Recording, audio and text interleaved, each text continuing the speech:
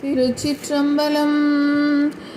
திருமாணிக்கவாசகர் சுவாமிகள் அருளிய திருவாசகத்தில் திருச்சதகம் 10வது பாடல்.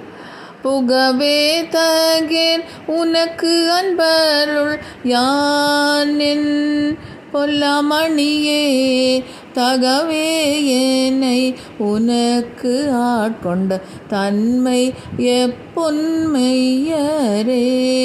மிகவே உயர்த்தி விண்ணோரை பணித்தி அண்ணா ஆமுதே, நகவே தகும் எம்பிரான் என்னை நீ செய்த நாடகமே, நகவே தகும் எம்பிரான் என்னை நீ செய்த நாடகமே.